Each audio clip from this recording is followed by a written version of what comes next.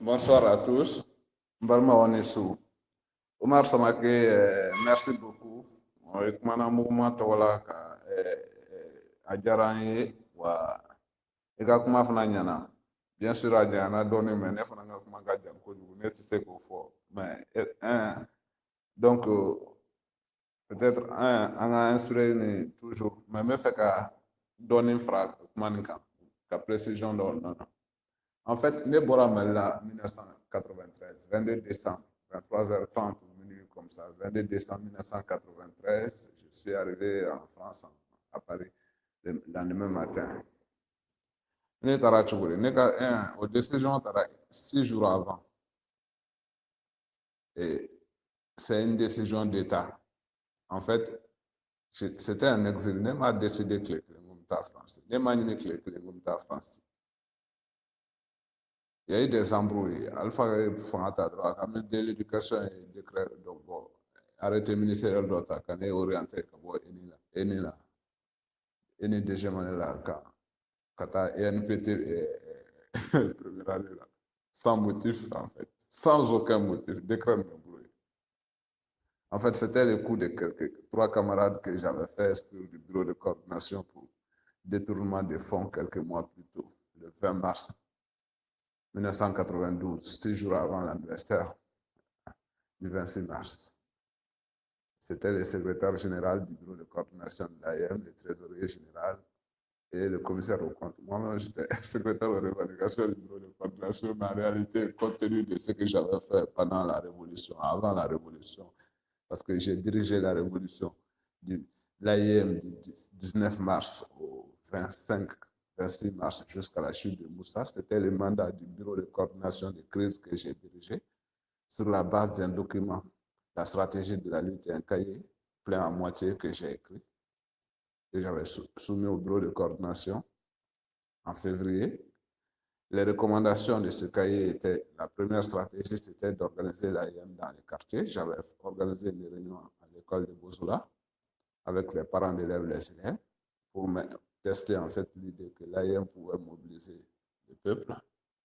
Donc, on a mis en place ce jour-là le premier comité de crise de l'AIM à Bozola. Donc, le comité de crise les comités de l'AIM de crise de l'AIM ne se créaient pas sur la base des écoles, mais des quartiers de la base de la proximité. Il suffisait d'avoir le quota de 17 membres pour créer un bureau de comité de crise. On a fait ça à Bozola pendant la fermeture des écoles.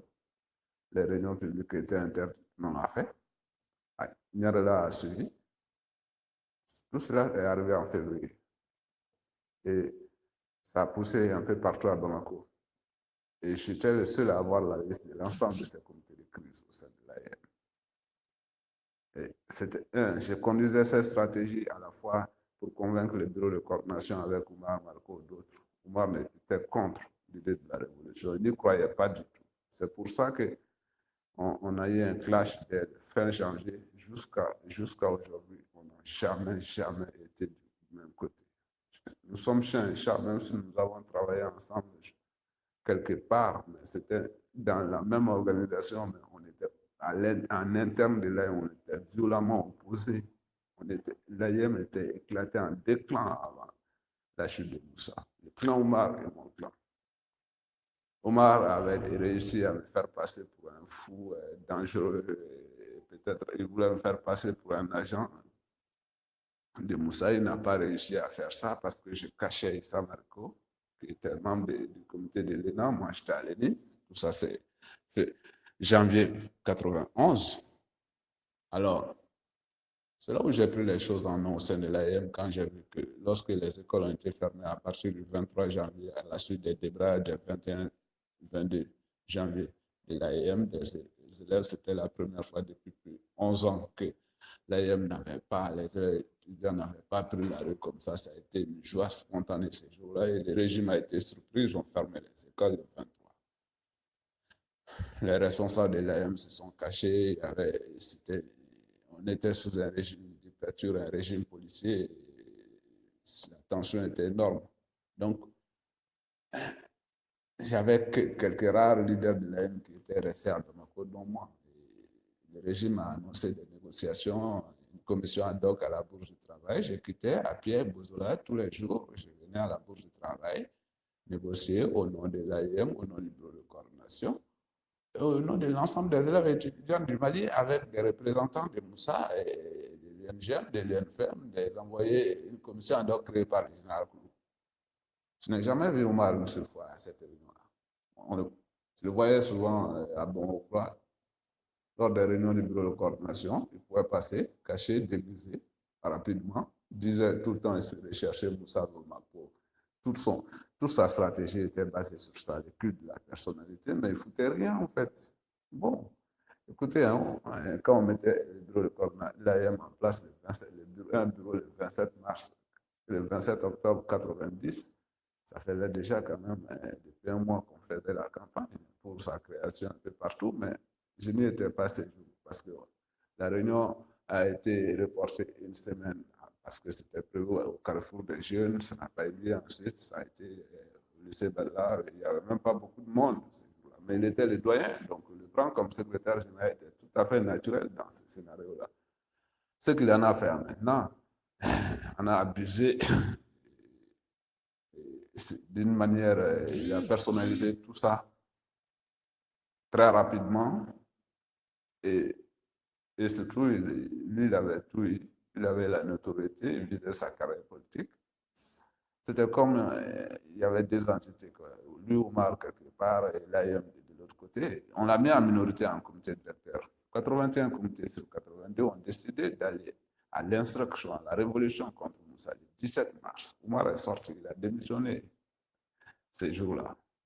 Que si c'est ça, il va démissionner. Il ne peut pas cautionner ça, ça ne peut pas marcher.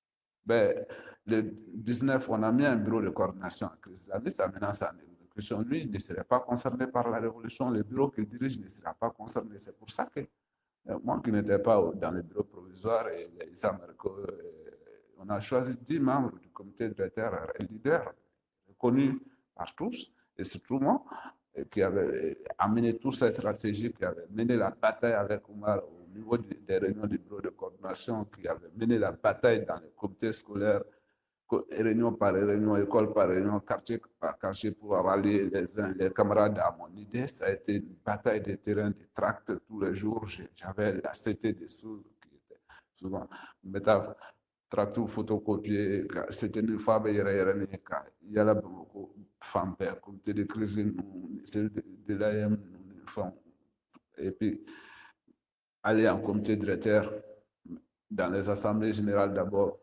prendre la décision. C'est venu des comités de crise qui sont venus après la reprise dans les écoles pour prendre d'assaut les assemblées générales, forcer leur comité à aller vers l'instruction. Et c'est le comité directeur qui a décidé d'aller à l'instruction. Le bureau de coordination, et Oumar Marco était contre. Il y avait, mais tout le monde n'était pas contre. Amadou Nba, Oumar Oudiko et Kassim Baré, surtout en bas, étaient pour à 100%. Donc, dès le départ,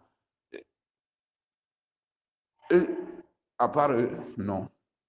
Donc, dès le 19 mars au lycée Sankoré, j'ai dirigé officiellement l'AIM, j'ai été chargé de diriger officiellement aussi l'instruction. C'est pour ça que quand le secrétaire général de l'UNTM, Bakar Karami, c'était le seul syndicat, il n'y avait qu'un seul syndicat, hein, le syndicat unique de l'ensemble des travailleurs, qui n'avait jamais rallié l'AIM. Il était membre du bureau exécutif de Moussa Traoré, de l'UDPM. Il est venu le vendredi matin, quand on a commencé, en disant, ouais, je suis avec vous.